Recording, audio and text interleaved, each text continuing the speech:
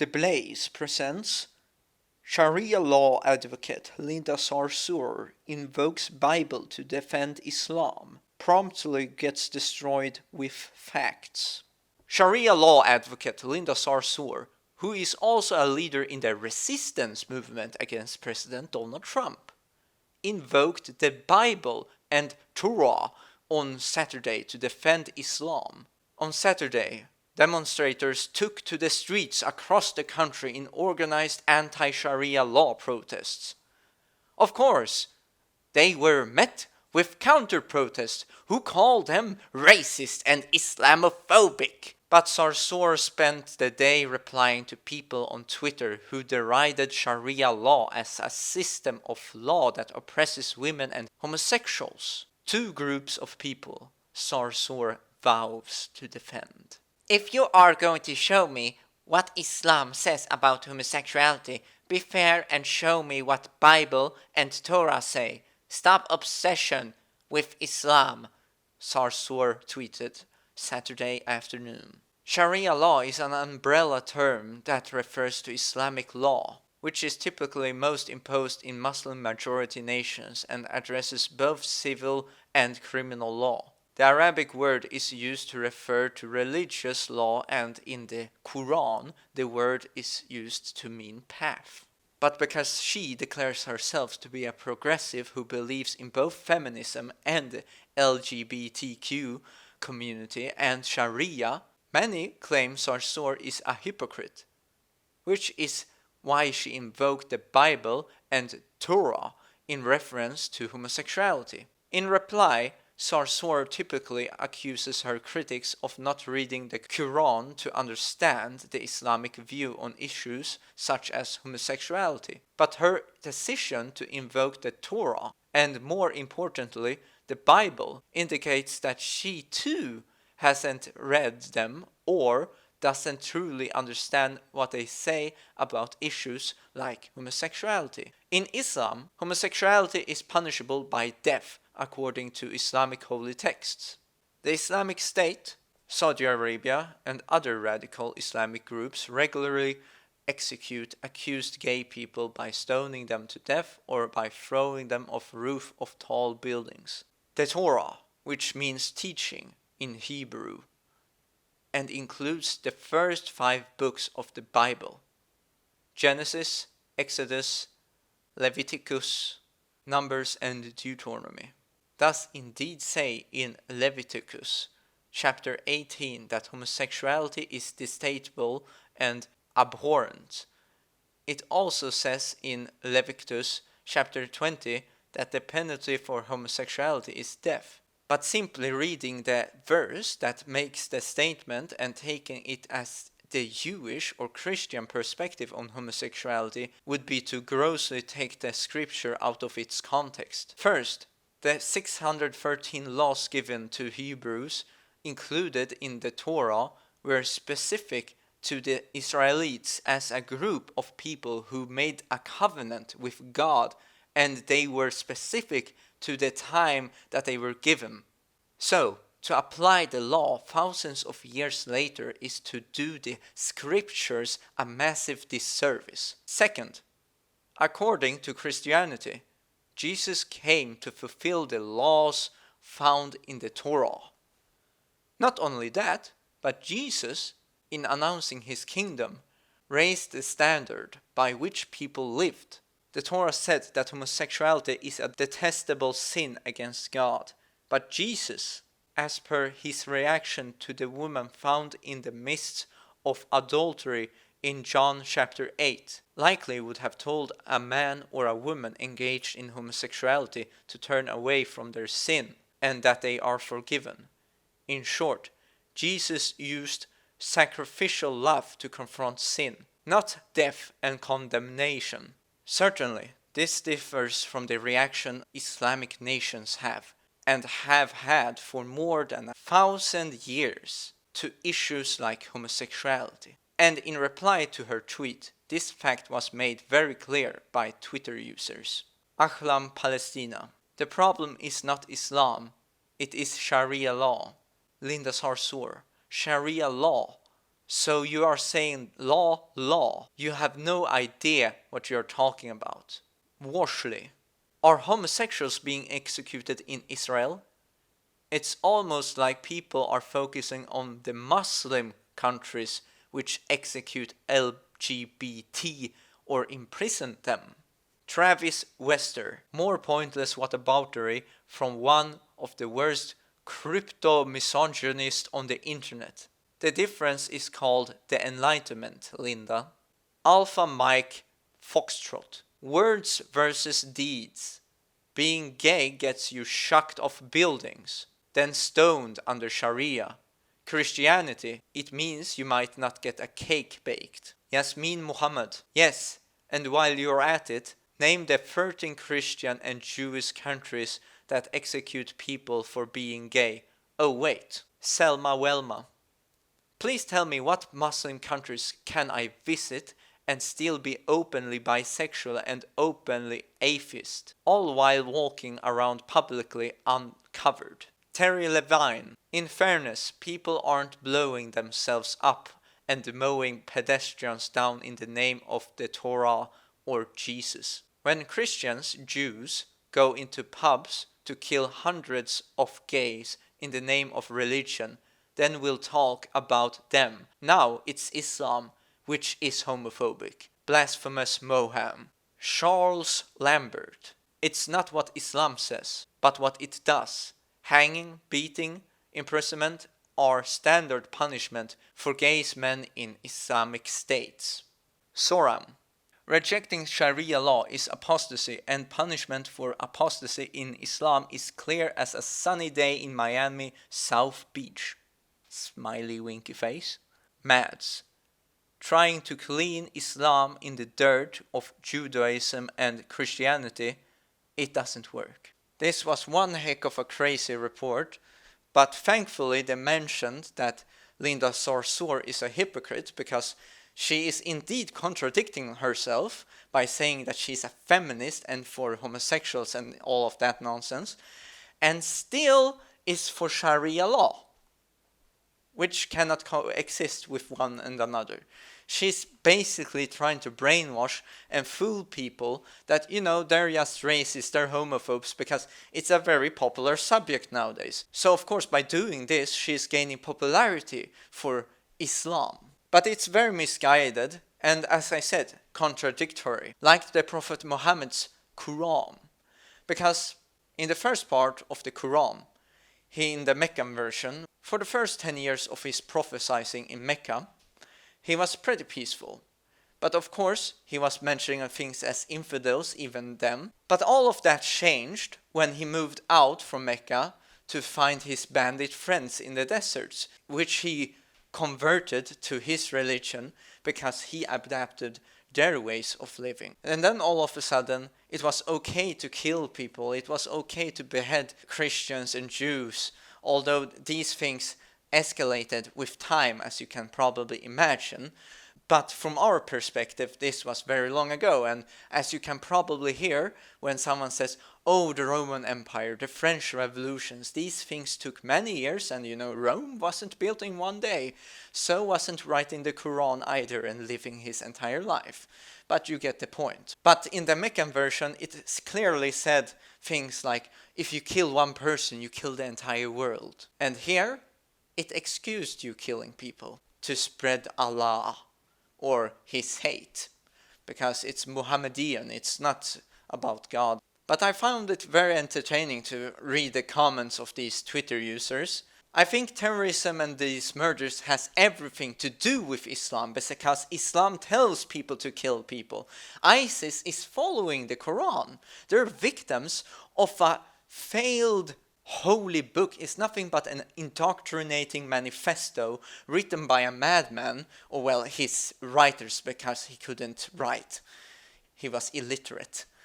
And this is being brainwashed into kids when they're in kindergarten. Same in the West. We are brainwashed with socialistic and liberal ideas. But of course, since we are this susceptible to all of these welcoming things, of course we must welcome Islam, which is nothing but a big bad wolf coming to kill us later.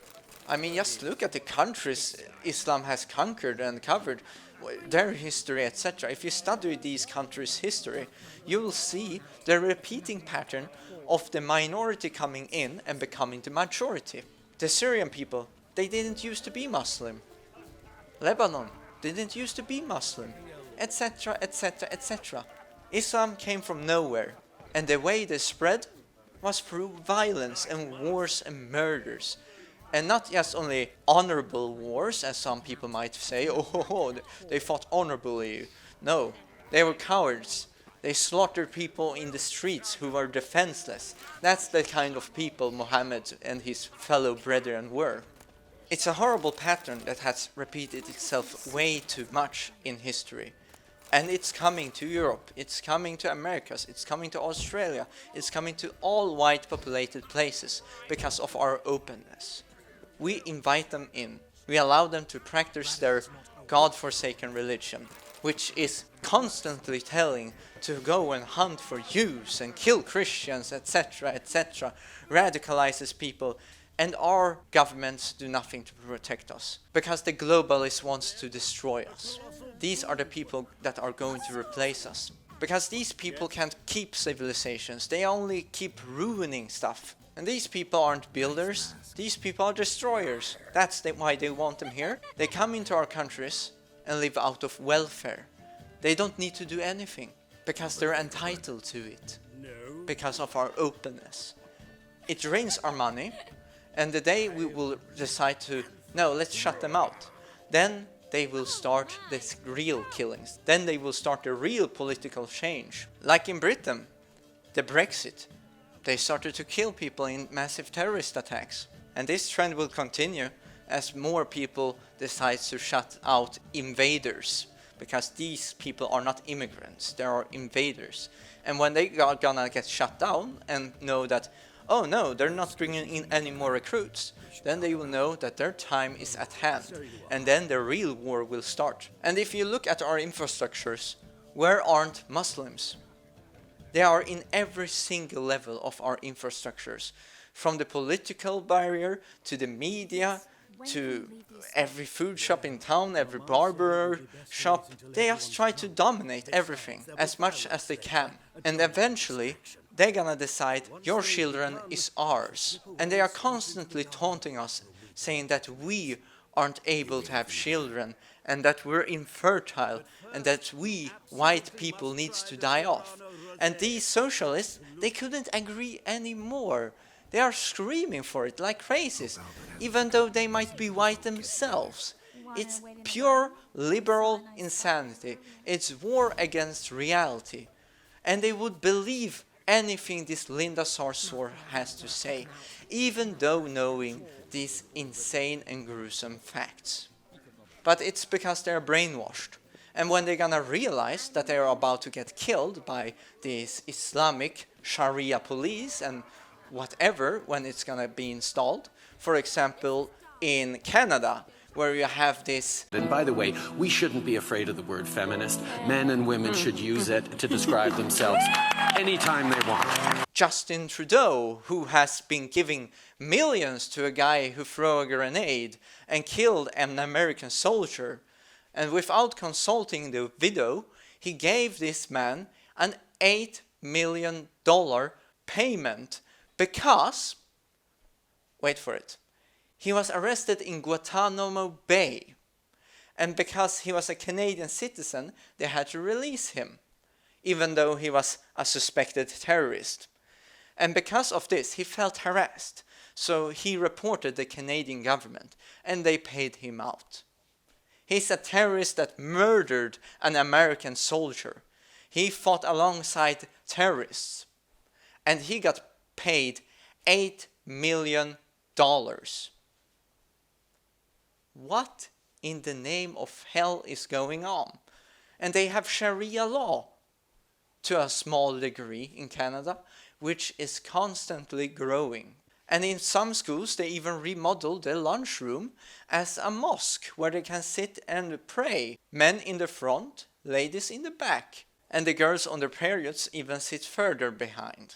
If you walk into shoes into some Muslim's prayer room, you have to pay a 12,000 fine, and we're still in Canada. Oh, the fact that Justin Trudeau has also been reportedly active in making the Sharia, the conversion to Islam. Not to mention that Canada forbids criticism against Islam. That means, should you criticize someone throwing a homosexual off a roof because it's against the Islamic law, you'd pay a fine or get into prison if it's considered dangerous. It's evil to criticize people killing people. It's evil to criticize people for killing people that criticizes them in a society which is meant to be for free people. Oh wait, if you can't criticize people in a free society, what is it then? Well, I can tell you, it's not much of a free society, and this pattern is happening across the entirety of the Western civilization. In the name of socialism, in the name of Sharia law. Only one of those two will win in the end, but all of this is just a cover for the globalists still. Not to mention her March for Women after Trump's inauguration, which she sponsored. She was leading that entire event. It was forbidden for women to support right-winged ideas, for example, to be against abortion. This left lunacy idea that you should abort children. It's eugenics. They want to kill off white people. They support people killing their own babies in these countries where it's white majorities. They support hatred towards white people in countries where there are a white majority. They support white people becoming a minority in countries where white people are a majority. They constantly push for all of these heretical stuff, which is completely contradictory to the statements that they make that white people are racist and white people are trying to kill off other people from the earth. But what is this then? The white nations in this world is in fact the only nations that are allowing immigrants to become majority in their own capital cities. Imagine Beijing, imagine Tokyo, imagine Saudi Arabia, etc., etc., if white people would become a majority there through immigration or something like that. No. And look at the race ratio. I think Japan got something like a 90-70% population of Japanese people. Sweden, however, I don't know the statistics, but the funny fact is that we are now at the 10 million mark. And in 2015, we took in 163,000 asylum seekers. Asylum seekers, not immigrants, asylum seekers. And that's more than 1% of the population. That's 1.6% in fact. And that's almost the entire percentage of immigrants that they have in Japan, people of foreign descent. So why should we be forced to make these huge diverse decisions while they can escape? It's a question I've asked myself many times, but you don't seem to get the answer. It's only the white nations that needs to be washed away because we're racist, etc. No, it's the globalist plan to break us down. This is nothing but a process. This is not for equality, etc. It's to destroy the white nations, because white nations are builders. The white nations have different ideologues that opposes the New World Order. And that's why they want us gone. But sadly, their brainwashing methods are so powerful that in fact you can blow up white children, like the Ariana concert, and still you will have parents weeping not to get hateful towards immigrants. How wicked is that? And oh yes, did I mention social services? How they try to steal white people's kids. Why aren't people talking about this? No, it's not a big issue. They're probably violent and stuff like that when they have never abused their child in their entire lives. And they come in and try to threaten them and tell them, well, if you won't sign these papers, we're gonna take your children away. And in court, they get away with it because they're social workers. There's no accountability held for the standards that are failing within our government's workings. We are moving towards a socialistic track here in Europe. And well, we most likely already are. But it will get worse. As for now, we seem to have an open market, so to speak. But well, with the single market policy that the EU has, and etc., it will constantly grow towards socialism. And we should not think as a family, but we should think that we're part of a community with our families. And they passed on a law here in Sweden that if a family isn't following the norm, which is to say the normal values of Sweden, then they can take the children away. Yes, and that goes for conservative people because, well, everyone must think left. Even the so-called moderate parties or conservative ones are leaning towards the left. It's almost as if it is illegal to be right-winged in Sweden. And you're never gonna get a job as a right-winged person here in Sweden, even though it might not be that very right-wing, but just having common sense and decency. It is considered as evil and hateful. It's all to distill fear and prejudices into people's minds, rather than to try to talk to a Nazi and try to tell him why his ideology is a very evil and cruel one that was also menacing towards its own people, and trying to break down these myths that, oh, Germany was so rich. Well, they taxed the people 70% of the tax. Why can't they give those facts to the so-called Nazis and try to really give them the real picture of how it was as in Nazi? Why not tell how these blonde girls, which are supposedly to have been blessed by a Nazi, where they was 15 years old in the schools, they came and raped them, and some even younger, because they wanted to create perfect people.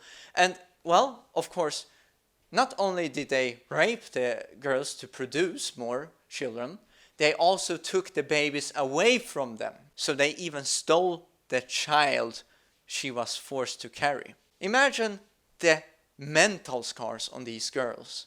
And now people come and say, oh, blonde people are so evil. Well, blonde people wasn't at fault for having their children stolen by some dictator who was in fact a socialist. But no one wants to talk about that, how they created starvation amongst the people, so they had to use coupons and use the Gestapo to scare people when they tried to get a little bit extra to spy on their neighbors. No one talks about these stuff. They say that Nazi was right-winged because they were national socialists. Nationalism was only a cover for them to get into that subject. And then they also lured with socialistic ideas. The best of two worlds. But in this case, it was a lie with a double lie. But no, we are going to only label people and attack people. And that's the discussion we have in a democracy nowadays. It's only a discussion on how to demonize people and hunt people.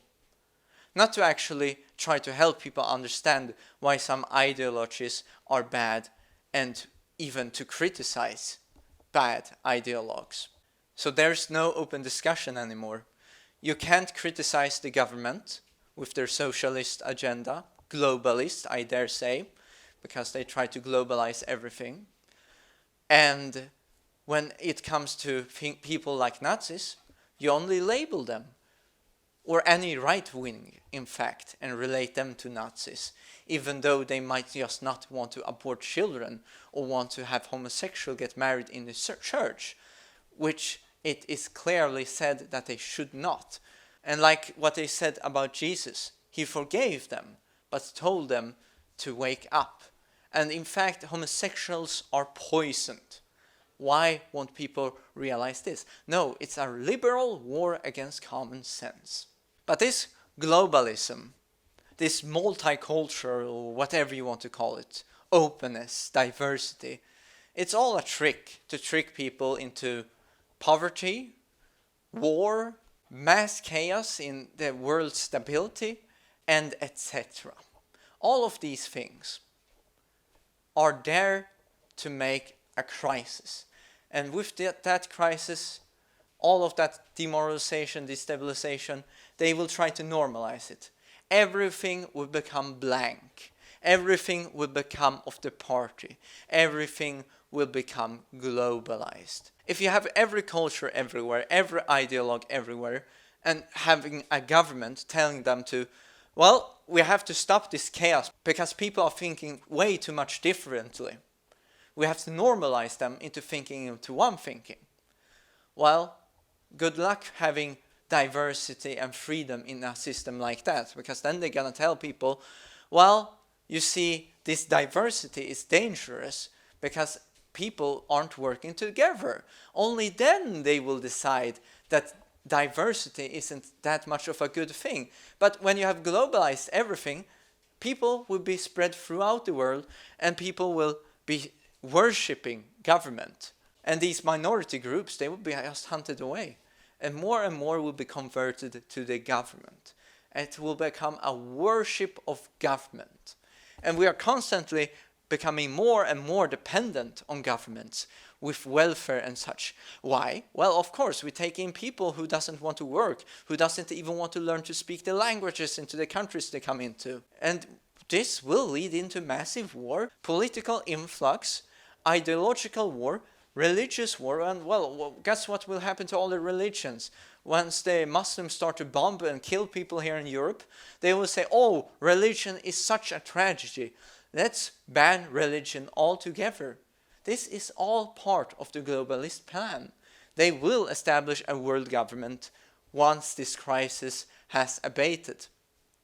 Because they will realize that nations can't control themselves.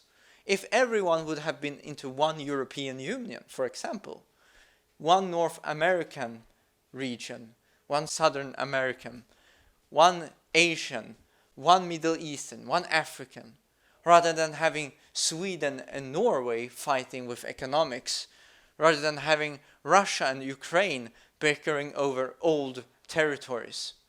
Why not just globalize everything and not have borders, where we can decide a person from Sweden having to leave his family to work in Africa, to spread people, to destroy their national identities, to make them not free. Imagine a Chinese person who only knows Chinese. Well, he's not going to know Chinese anymore because everyone is going to get forced to learn English or some other language that is more prominent for their choosing, perhaps even Arabic. Doesn't matter. The system is quite clear. And he'll be forced to leave everything he cherished behind. Not that he'll be allowed to cherish things as AI technology will evolve. But these people are nothing but hypocrites, and just like in the Pride festivals, they decided to segregate other homosexuals from attending as well because of having right-wing ideas, and being police, etc. got banned even though they were homosexuals, because some people are just more equal than others according to these left people. And the right, trying to denounce them for this hypocrisy, well, we are getting demonized for being evil.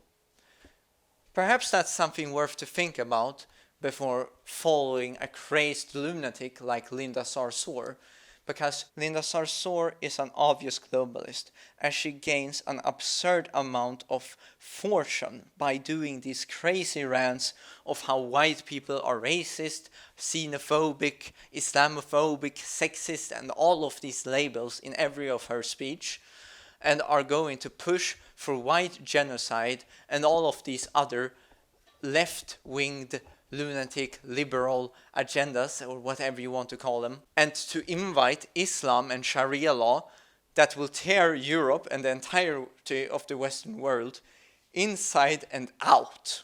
It's all to destabilize, and she doesn't mind saying all of these lunatic rants and etc. just to gain power, and that's what it's all really about. Because she doesn't care about the future. She only cares about herself, just like any other egomaniac type that usually involves themselves in politics these ways. But in the meanwhile, this is where I get off.